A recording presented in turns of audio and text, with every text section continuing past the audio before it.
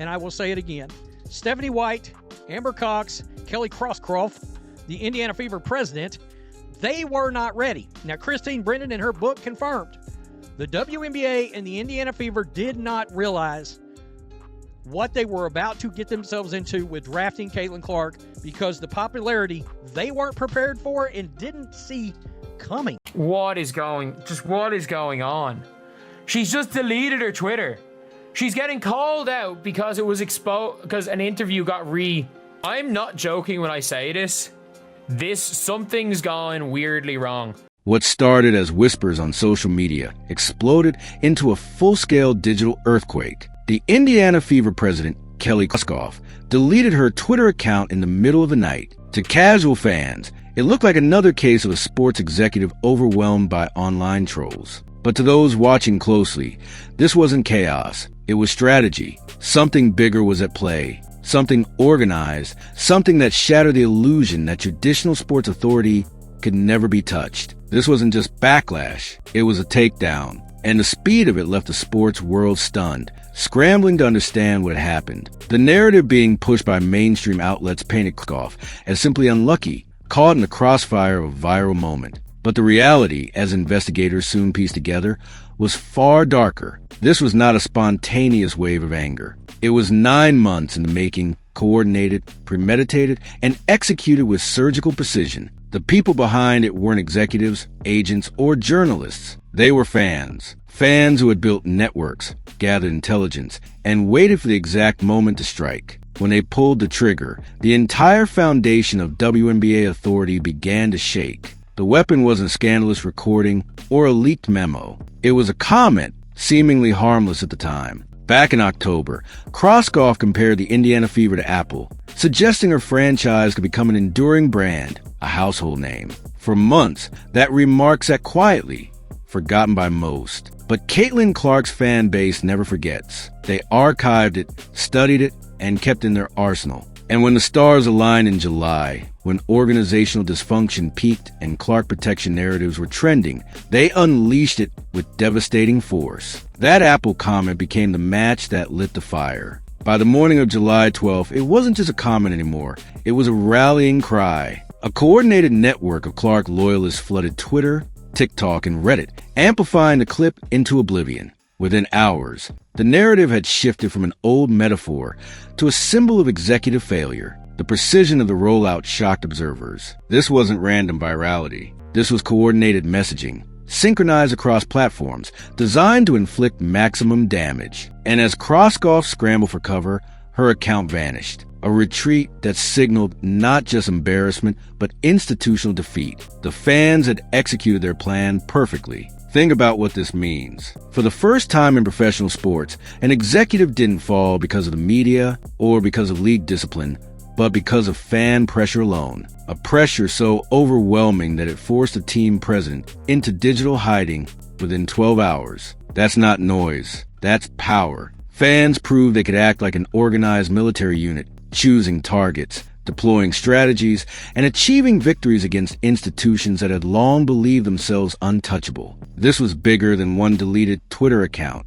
This was the first fan-led coup in professional sports history, and it was devastating. Behind the scenes, the infrastructure had been building for months. Reddit forums were documenting every sign of dysfunction inside the Fever organization. TikTok creators were dissecting Clark's every slight, compiling clips with forensic detail. Twitter accounts had been constructed like weapons, their sole purpose to protect Clark's image and apply pressure on anyone perceived to be a threat. This wasn't just fandom, it was infrastructure, a digital army with nodes of influence, built for the singular purpose of accountability. And when Kroskoff's Apple comment resurfaced, that army activated with terrifying efficiency, forcing an executive to wave the white flag. It's easy to underestimate fandom, to dismiss it as passion without consequence. But Caitlin Clark supporters have changed the game entirely. They are organized, they are strategic, and they have proven themselves effective at executing institutional pressure. What happened with Kroskoff was not an accident. It was a blueprint, a model that can be replicated again and again. Other executives across the WNBA are now on notice. If you underestimate Clark's fans, you risk becoming the next casualty. What was once thought impossible has now been demonstrated. Authority is no longer safe. The fans now control the battlefield. The fallout didn't just stop with Kroskoff. At the very same moment her account disappeared, another figure rose in prominence, Sophie Cunningham. Known for her fierce defense of Clark, Cunningham had already been fined multiple times by the league. But instead of silencing her, those punishments elevated her. Every fine became a badge of honor. Every penalty a catalyst for more support. Her jerseys sold out within days. Her podcast soared in popularity. What should have been punishment became profit. Sophie had flipped the script, creating what analysts now call martyrdom economics, a new weapon against league authority. Think about it. The WNBA fined Cunningham over $2,000 in 2025,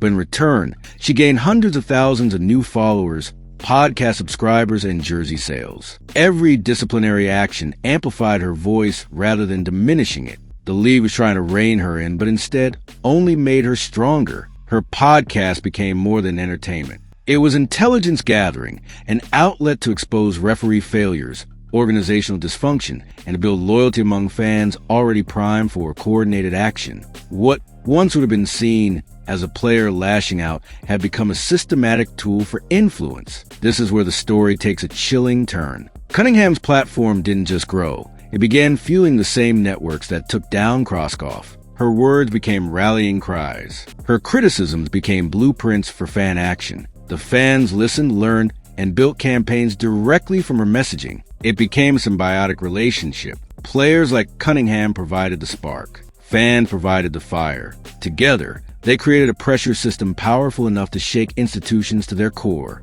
And the league, desperate to control its narrative, realized too late that it had birthed something it could no longer contain. The Fever organization had been warned. Christine Brennan's book explicitly stated that the WNBA wasn't prepared for Caitlin Clark's impact. Her popularity was unprecedented. Her influence seismic. Executives thought they were getting a star. What they didn't realize was that they were inviting an entire movement, one that would challenge every decision, every mistake, every sign of weakness. Brennan's words became prophecy as the Fever unraveled. Kroskoff wasn't prepared. Stephanie White wasn't prepared. The league wasn't prepared. And when the fan networks activated, their unpreparedness turned into vulnerability, leaving them defenseless against a storm they could never hope to contain. The implications extend far beyond one franchise. Across the league, other executives are watching closely, terrified of being next, because what happened in Indiana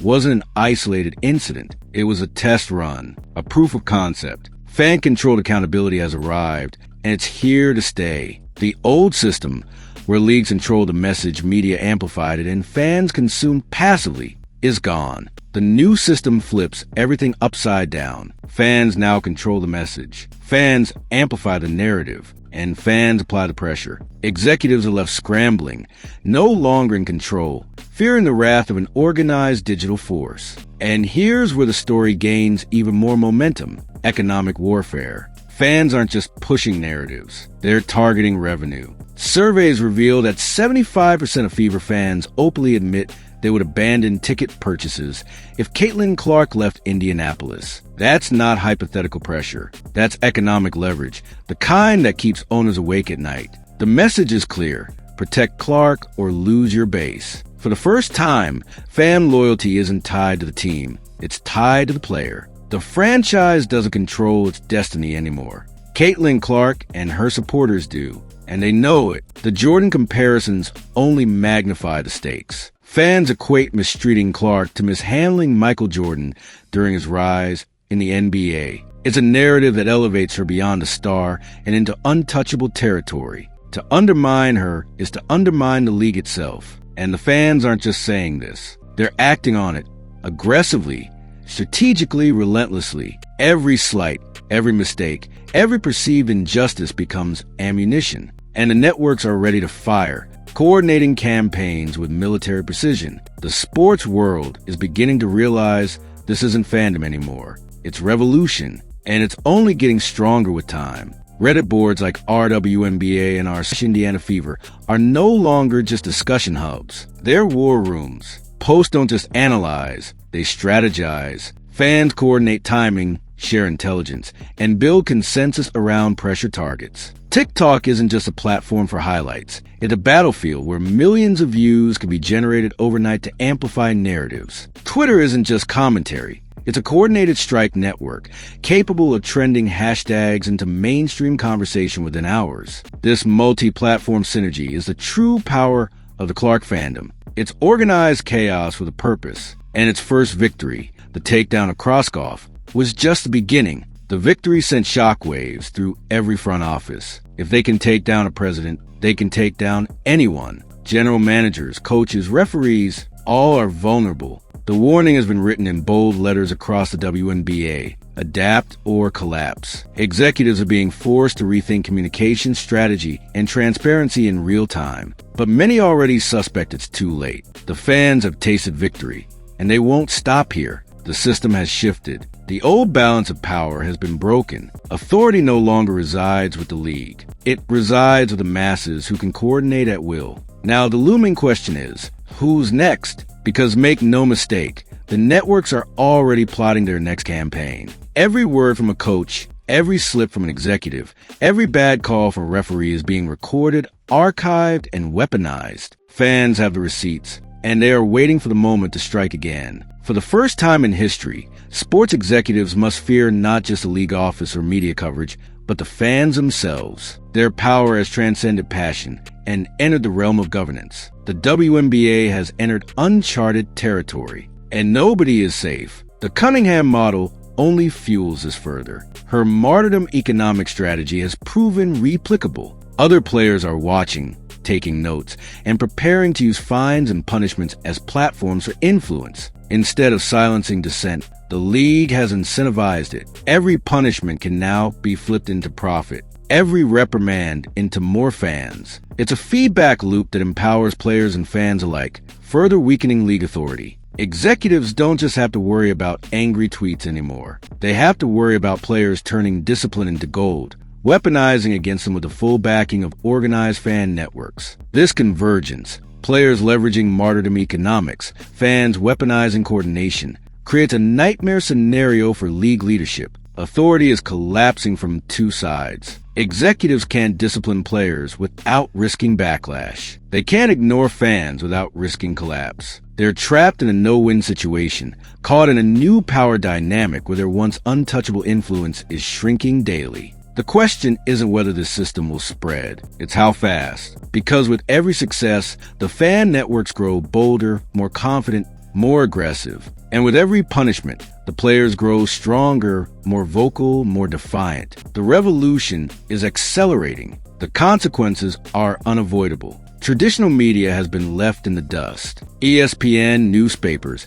and established outlets can't compete with the speed or precision of fan-led content networks. By the time a story hits mainstream coverage, fan networks have already created, amplified, and sustained narratives that dominate the conversation. Executives can no longer rely on favorable press to shield them. Fans don't wait for gatekeepers anymore. They are the gatekeepers. And that shift means every franchise is living on borrowed time, vulnerable to narratives they cannot control, driven by armies they cannot silence. Authority is crumbling, and fans are rewriting the rules of sports. So where does this leave the Indiana Fever? In crisis, plain and simple. Their president humiliated, their organization vulnerable. Their every move scrutinized under a microscope powered by millions. Stephanie White, Amber Cox. Every executive is now walking a tightrope over a pit filled with coordinated fan fury. One misstep could mean the end of their careers. One slip could trigger another campaign. The margin for error has evaporated.